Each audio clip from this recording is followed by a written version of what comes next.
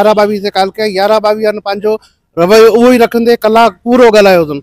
कलाक पूरो धणी सां ॻाल्हाए, डॉक्टर सां ॻाल्हाए, हे हो झिंगड़ो फलाणो, उन कलाक खां पोइ चवनि गाॾी असां वटि मौजूदु कोन्हे, तव्हां प्राइवेट गाॾी करायो। असां इहे रेडियूं करियूं पिया, तव्हां गाॾी मौजूदु कोन्हे, तव्हां एच में अची ॿुधायो न माण्हुनि खे। उन में अची ॿुधायो था कलाक खां पोइ गाॾी कोन्हे, हुनजी सीरियस कंडीशन सां विडियो भरे तव्हां पाण कंडीशन ॾिसो हुनजी जेकी ऑक्सीजन ते पई आहे, त यार ख़ुदा खे मञो मासूम ॿारनि ते रेम करियो। हींअर असां सिविल अस्पताल टंडो मोहन खाने मौजूदु आहियूं। असांजी बदकिस्मती इहा आहे त सिविल अस्पताल टंडो मोहन खान जेको ज़िले खे त 20-25 साल थी विया आहिनि, पर अञा ताईं हिन अस्पताल खे ज़िले जो दर्जो कोन मिलियो आहे। हल्की बल्कि शइ लाइ हैदराबाद जोड़णो थो पए, पर जेको मेन जेको सीरियस जेको टंडो मोहन खान में अमीर हुजे, ग़रीब हुजे, फ़क़ीर हुजे, कहिड़े बि तबिके जो माण्हू हुजे, उन्हनि सां हिकिड़ो वेदन इहो आहे त ICU ॿारनि जो कोन्हे, जंहिंजे करे हिते कई काफ़ी ॿार जेके आहिनि पंहिंजी ज़िंदगियूं विञाए वेठा आहिनि।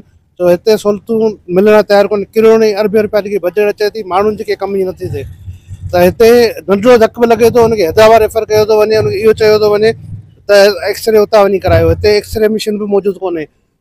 अॼु उहा मासूम ॿारड़ी जेकी 2-2.5 सालनि जी आहे, जेकी साह में बेइंतिहा तकलीफ़ आहे, ऐं उन्हनि जंहिंमां हिते सिविल पहुता आहिनि, हिते जेकी स्टाफ मौजूदु आहे उन्हनि पंहिंजे सां ट्रीटमेंट कयो, पर हुन नंढड़ी खे साह में बेइंतिहा तकलीफ़ लॻी पई आहे, हुनखे हैदराबाद रेफर कयो पियो वञे।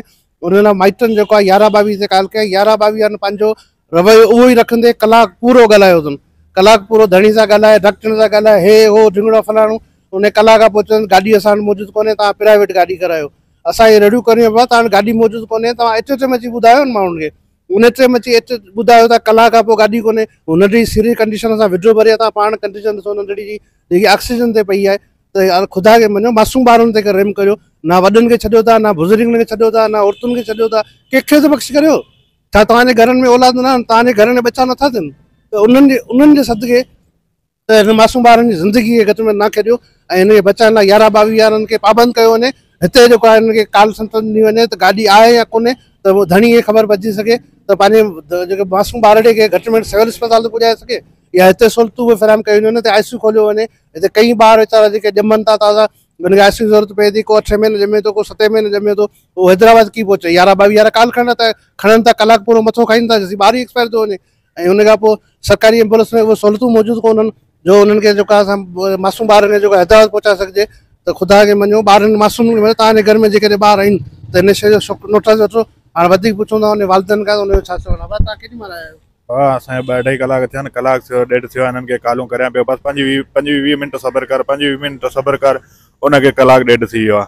ठीकु आहे, अञा बि गाॾी का फराम कोन्हे। हैदराबाद मां निकिती आहे, फलाणे हंधि पहुती आहे, त वरी कॉल कर त प्राइवेट करे वञो। जे प्राइवेट हिते सरकारी अस्पताल में ॻाल्हाए त तेल जा पैसा ॾिना 3-4 हज़ार रुपया, त पोइ फ़ाइदो कहिड़ो ग़रीबनि जो?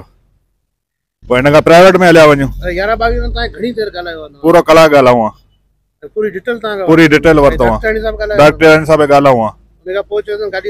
पोइ वरी न कलाक खां पोइ चवनि था गाॾी अवेल कोन्हे, तव्हां भले प्राइवेट करे वञो। त इहो आहे त गाॾी सरकारी हिते हॉस्पिटल ते ॾिनी वञे, जेके मरीज़नि खे पुॼाए, जा हिते ICU वग़ैरह हर चीज़ करे, त उन में फ़ाइदो आहे न।